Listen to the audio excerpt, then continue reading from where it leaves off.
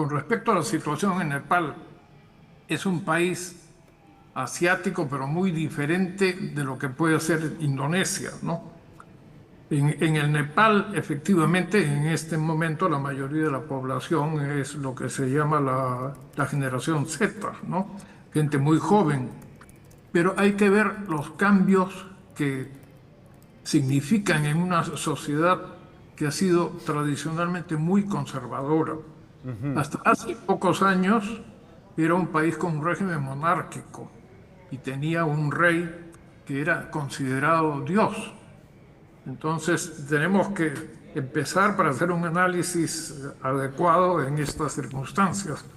Es un país donde también uno encuentra que hay una diosa viviente, que es una niña en la cual se encarna una diosa, ¿no?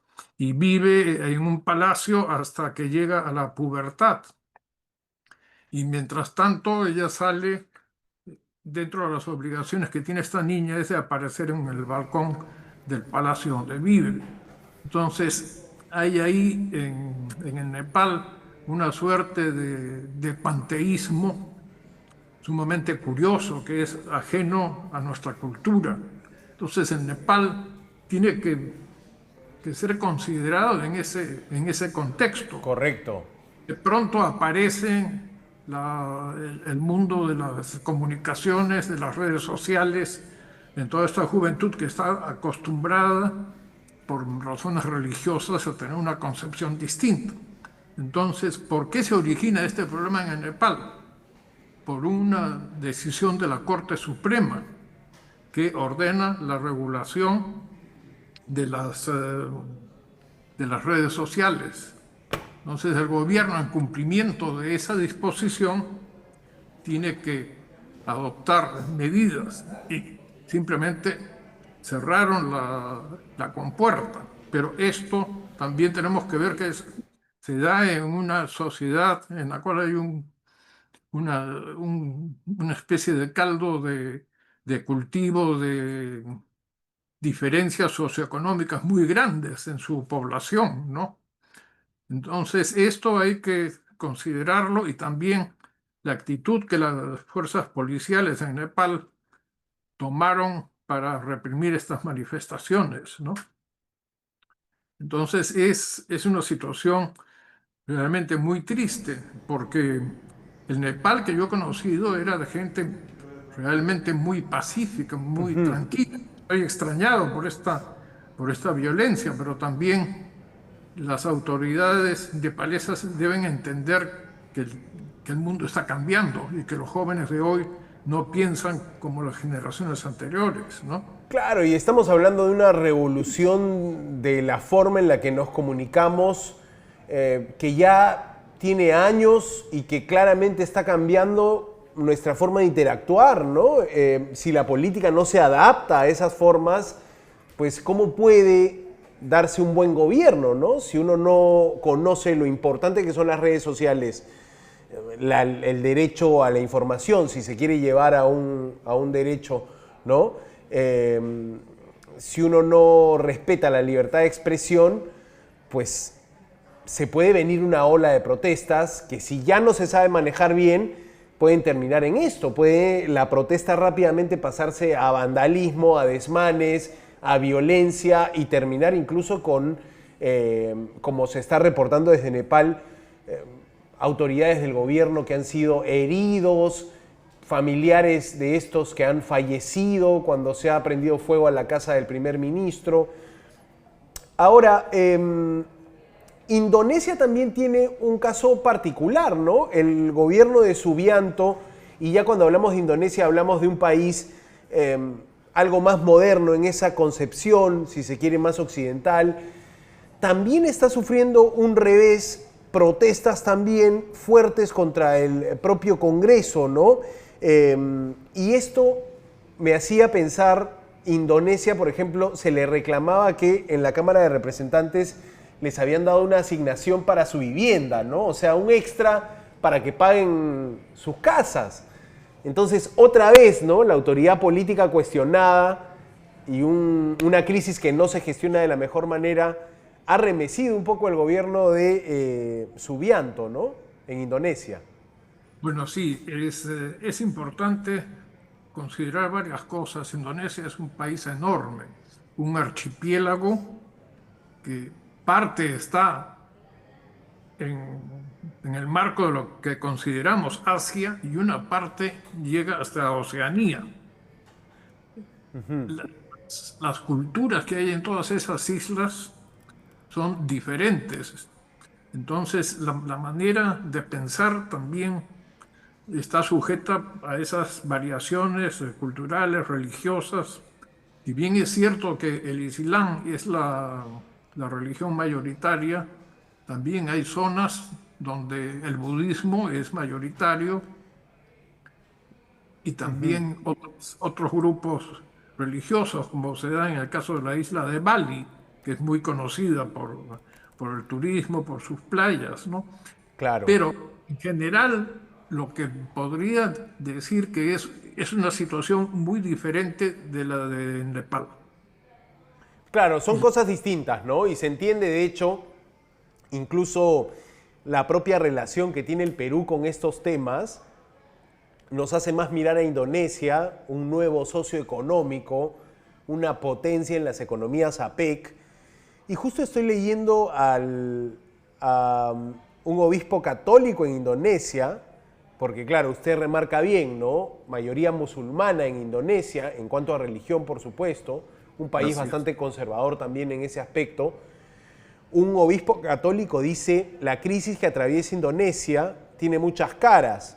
Es una crisis moral, es una crisis respecto a la ley, al Estado de Derecho, es una crisis de liderazgo político que está muy lejos de los intereses y las aspiraciones de la gente. Esto lo dice el obispo Maximilianos Regus, un obispo católico en Indonesia. Pero esa descripción hoy por hoy le calza al Perú, ¿eh? Crisis moral, crisis respecto a la ley, crisis en liderazgo político.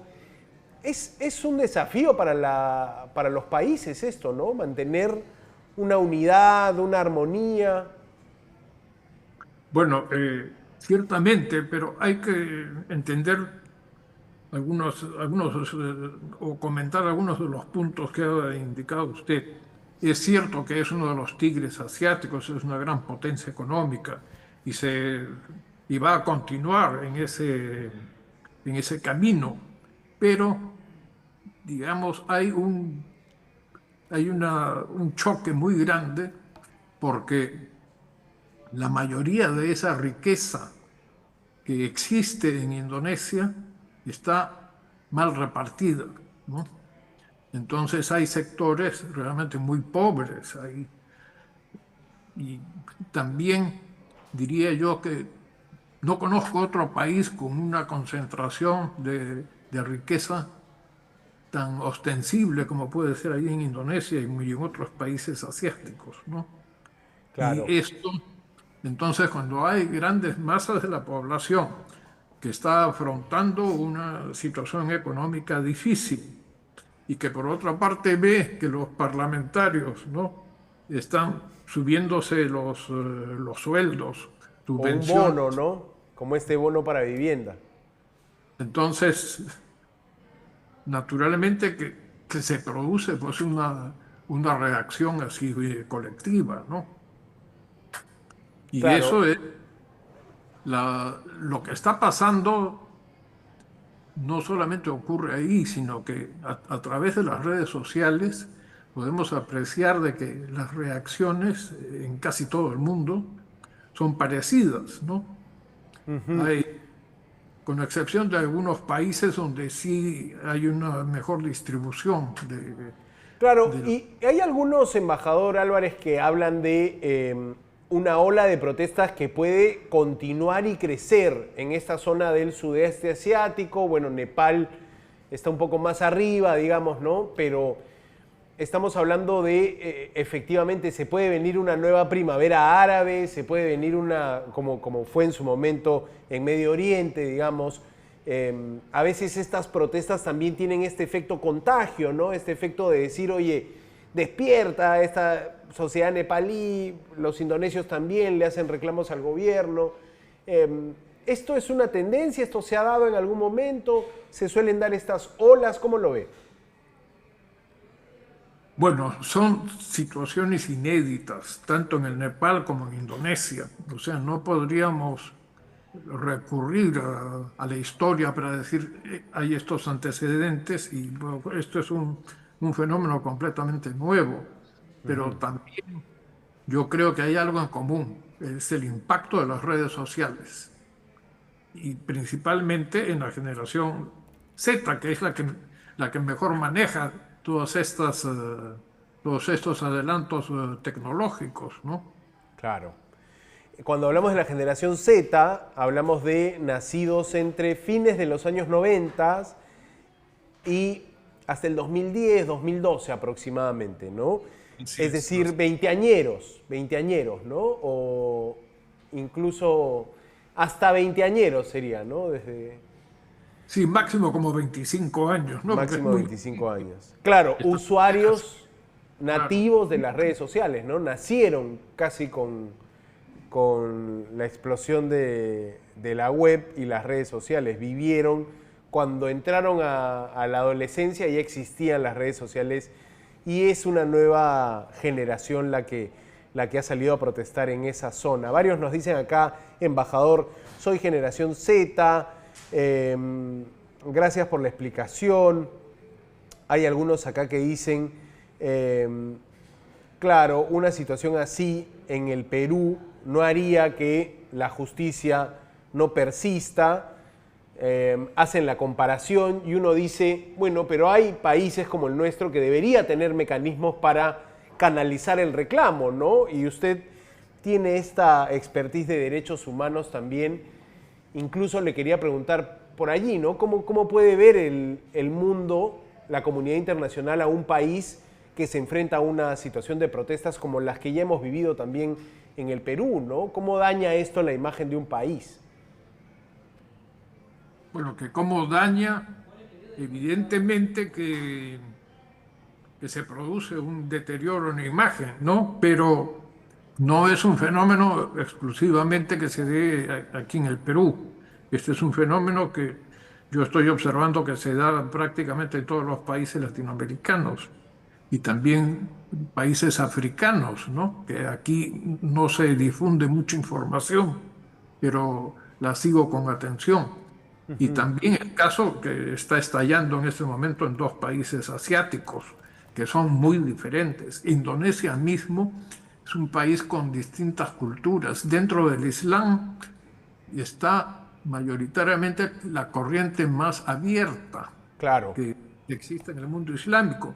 Pero tenemos algunas provincias indonesias donde sí rige, por ejemplo, la ley de la Sharia, la aplicación de los principios islámicos, ¿no? Pero interpretados tal como podría haberse concebido muchos siglos atrás.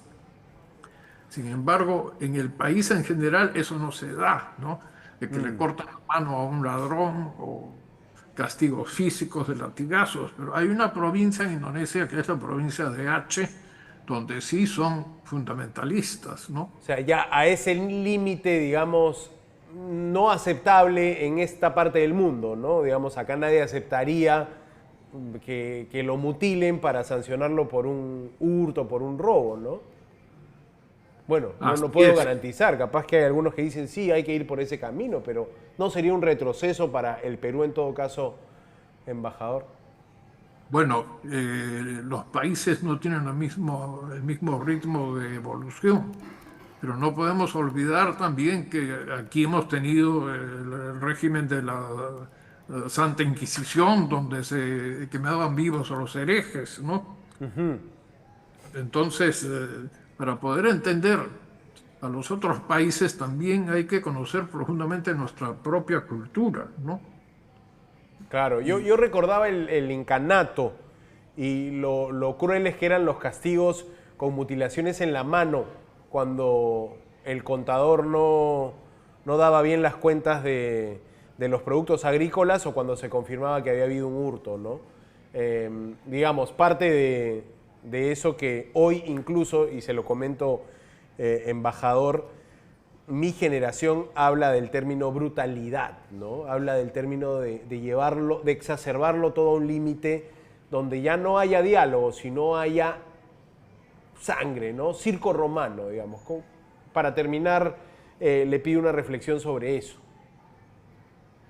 Bueno, yo creo que no solamente en su generación, mi generación también felizmente está cambiando y están poniéndose al día.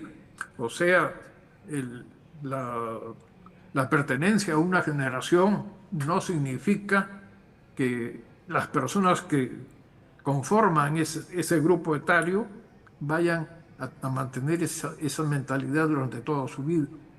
Hay variaciones, hay una evolución muy grande. Por ejemplo, el Perú de hoy es muy distinto del Perú que había hace 50 años, ¿no? Y me refiero a la mentalidad, a la tolerancia. Se ha avanzado mucho también aquí, pero el ritmo, la velocidad en la que ocurren no es igual en todas partes, ¿no? Y esto también para hacer un análisis preciso y lo más exacto posible, hay que tener en consideración todos estos factores, ¿no? Correcto, embajador Juan Álvarez Vita es un diplomático peruano que se desempeñó como director general de Derechos Humanos en Cancillería y también lideró misiones peruanas en esa parte del mundo, el sudeste asiático. Gracias, embajador, por estos minutos que nos ha regalado intentando entender un poco qué está pasando al otro extremo del mundo. Más de 17.000 kilómetros nos separan de Nepal, pero usted nos ha dado un pantallazo de cómo es la sociedad, qué está pasando y que hay protestas también en África, nos dijo. Ya estoy leyendo algo de eso también. Gracias, embajador Álvarez. Un gusto conocerlo.